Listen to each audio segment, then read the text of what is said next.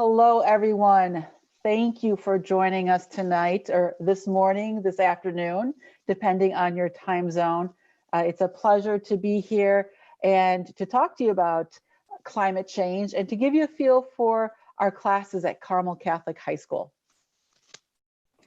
And just a little bit of an introduction about myself. I am a chemistry teacher at Carmel Catholic High School. I am also the department chair. My students call me Mrs. T. I studied chemistry and economics and education. And right now I am getting another degree in sustainability science. And I just think that's something so important. And that's really something that's motivated me in my studies with climate change. I worked for 15 years in the energy industry. I actually traveled to Beijing, to Thailand, to Singapore. I did a lot of travel all over the world and especially parts of Asia. And I've been teaching for 8 years at Carmel. In terms of my honors, I do have one US patent. So I am a US inventor and I've won a couple of teaching awards. Growing up, I traveled all over. I lived in 6 different countries as a child growing up. And between work and my childhood, I traveled to more than 30 countries. And I love to travel. I love to learn about new cultures and food and different music and languages. And this travel is something that's really impacted my interest in climate change. A couple of years ago, I went back to Switzerland. And when I was a young girl, I lived in Switzerland for a number of years. And I was very saddened to hear that the students, young children, can no longer go and see the glaciers in many parts of Switzerland because they've been melting or melted away due to climate change. And I thought, how sad. As a child, I remember going and seeing the glaciers and touching them, and we would measure them. And this generation won't be able to see this and participate in a part of their culture. And we know that there's many things changing due to climate change. It's not just glaciers. It's fires and ocean acidification. It's many, many things. And this has very much inspired the class that we are going to offer at Carmel. It's going to be a dual credit course, as was mentioned. So very rigorous college level course to study the human ecological footprint. So to study the impact of human behavior, human technology on our planets, on the ecosystems. And what I like about this class is we're not looking at it just from the science point of view or political. It's from many points of view. We look at the environment, the ecology, politics, history, sociology, economics, and always culture. Culture is so important because it impacts most of human activity. So we're very excited to have this course coming and to bring more rigor and have another opportunity for our students at Carmel.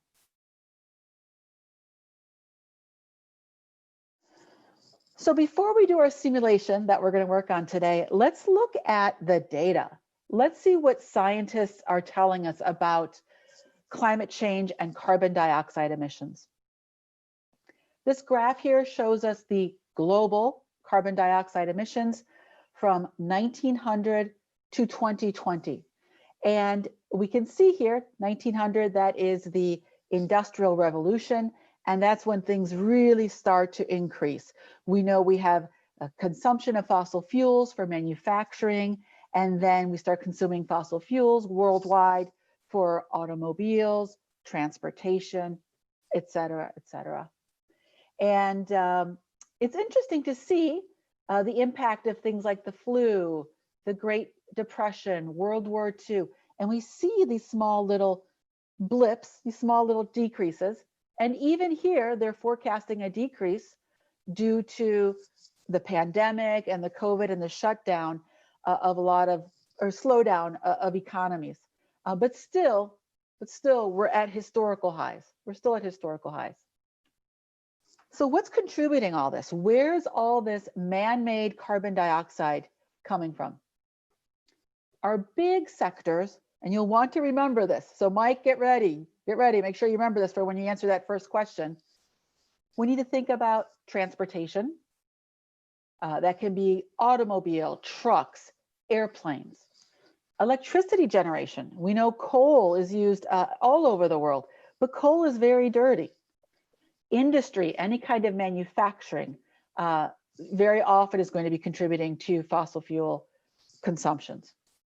Agriculture is very fascinating, and we'll look at that as well. A lot of agribusiness contributes to carbon dioxide emissions. And then finally, when we start looking at buildings, whether it's commercial, if it's an office building, or perhaps a school, we know we have lights, we have electricity, we might have natural gas, we have different fuels coming in to heat or cool or electrify the building, residential as well. So many sources of carbon dioxide that are human-led. But I am an optimist, and I hope you are optimistic too. And what we're going to do today is to use a tool, a simulation tool from MIT, so it's the Massachusetts Institute of Technology. And their approach and their big idea is what is called multi-solving. So by solving one problem, we can solve many problems. And the goal is to do good for people and good for the climate. And this is one of the approaches that MIT uses, looking at all these other benefits, or what we call co-benefits. So if we work on climate change and climate protection, let's create new jobs.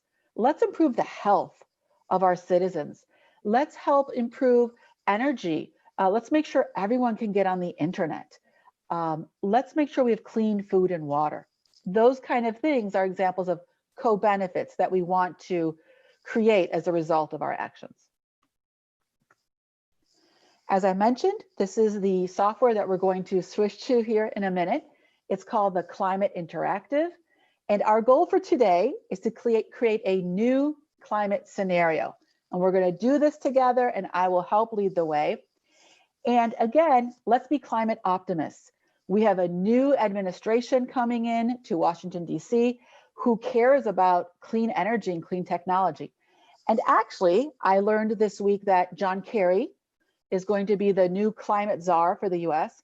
John Kerry, I learned, has actually been involved with some of this software and is very familiar with these simulations. As early as 2009, he has been viewing and being parts of these simulations. So I'm very optimistic, and I'm glad to hear that our leadership is going to be using this kind of data from universities like MIT. So with that, I'm going to switch over to the software panel.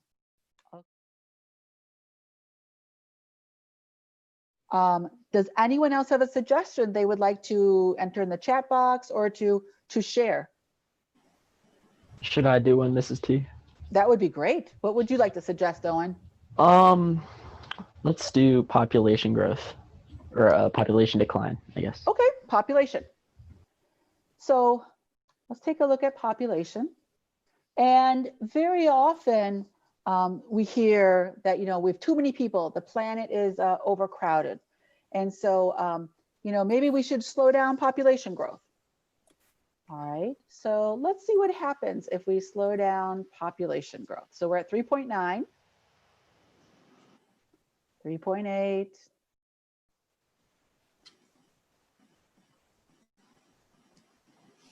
So not as big as an impact as people think. What were you expecting, Owen, for population growth?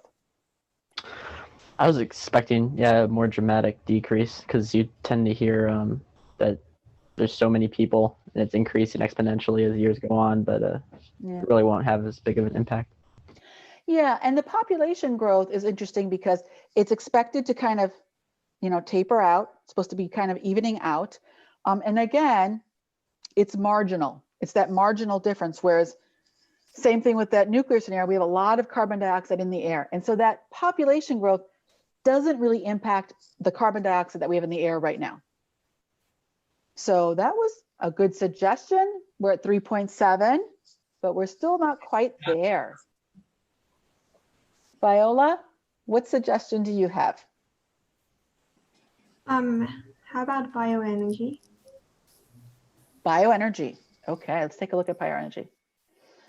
So here's bioenergy.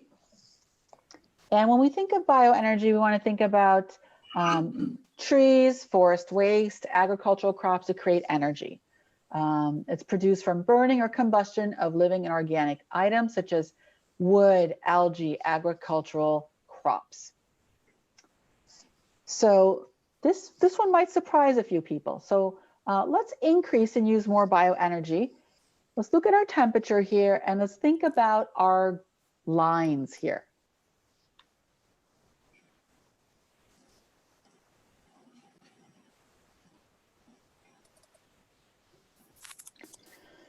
So bioenergy doesn't make as big of a difference as many people think. The other thing with bioenergy, it is still combustion. When we know from chemistry, right? When we do a combustion reaction, we always have that carbon dioxide produced, which will be ending up into the atmosphere eventually. So bioenergy, it gets us off fossil fuels, but we're still combusting.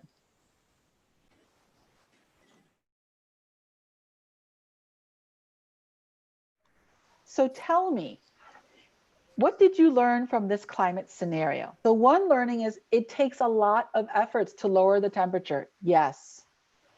There's no one thing. And the scientists agree, there's not one thing that will get us to where we need to be because of all the impacts of man-made fossil fuels. Nice. We cannot just rely on future technologies to solve the issue. Yes, we can't push it out forward, right? And this is why Greta, right? And you know, we are so fortunate to have someone like Greta who says that. That's her message. We can't push this problem forward anymore. I learned trendy solutions to climate change are often peddled by the media and big industry. Yeah, are not as effective as. That's a great one. Absolutely. It's harder to change our own habits. It's harder to just change little things. And those things can make a big, big impact. Oil is in lots of things, not just transportation. Absolutely. If you think back in history, before we had oil, we had whales, right? A lot of the materials that we use today was from whaling. Nuclear power doesn't carbon. Yep. Nuclear power does not emit carbon dioxide. By many scientists, it's considered a clean fuel, although we do have that issue of nuclear waste. New technology can't be counted on. Yep.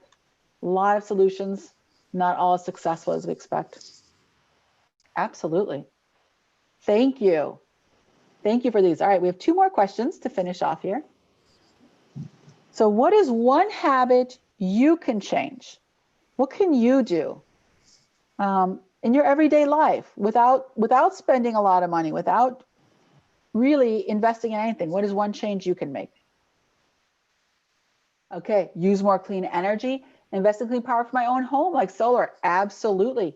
You can convince your mom and dad to get solar panels on the house. There's many different ways to get clean technology in the home. I've had some students tell me that they want to become vegetarians. And they said, you know, I do like meat, but I see how I can make a big difference by even not eating cows, but maybe just having chicken instead, or pork. But cows are the big problem. Beef are the big problem. Okay. All right. One last one.